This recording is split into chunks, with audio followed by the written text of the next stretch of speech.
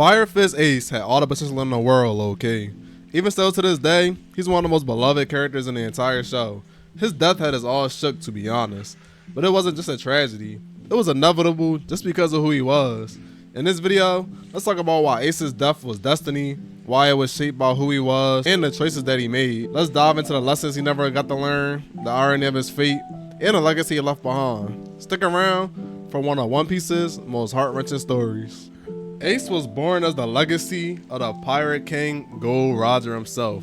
His ambitions were way different. His was way more humble.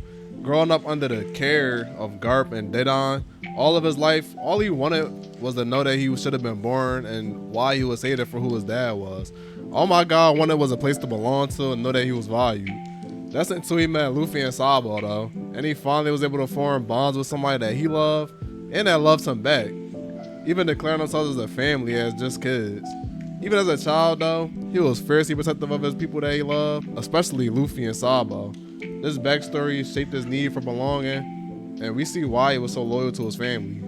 One of the first scenes that we see in One Piece is Luffy learning a very important lesson from Shanks, and it's a lesson that Ace never learned himself.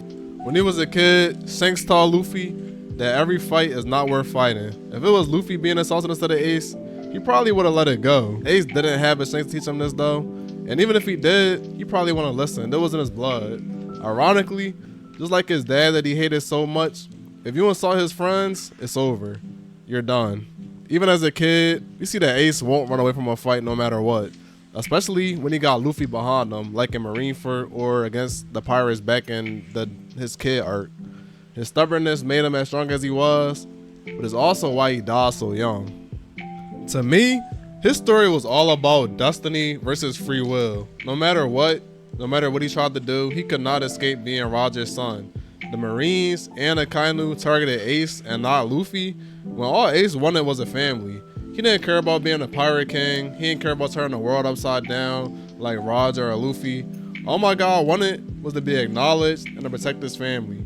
If he lived, I think he would have been the next generation's Whitebeard, doing his thing, protecting his family, and just chilling on the seas. The sad thing is, they targeted him for a legacy that he didn't even want. They wanted to send a message, but it's Luffy that carries Roger's will more than Ace, ironically. I mean, he's the one that's literally wearing Roger's hat, and they went after Ace instead.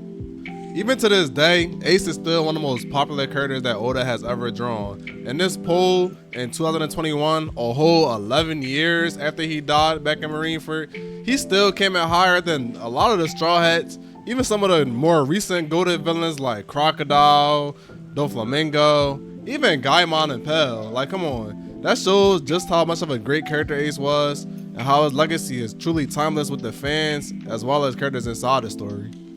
Marineford was one of the greatest arcs ever, and it was the climax of Ace's story. He died just like he lived, protecting his family, Whitebeard's reputation, and Luffy, of course. Only this time, he didn't have anybody to step in to help him like he did back when they were kids. His execution at Marineford changed the entire One Piece world, and the impact that he left was way bigger than anything he could have did if he was alive, especially for someone questioning if he should even have been born to begin with. We all know at the end, he found exactly what he was looking for though.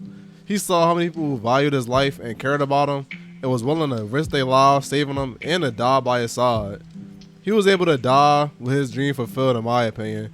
His execution kicked off the new era and it forced Luffy to get even stronger and become a better pirate, becoming the Joy Boy that we all know today that's going to tear down the world order and the Marines and the world government period. Even as recently as Wano, we still see the influence he left on characters like Yamato, Otama, and more.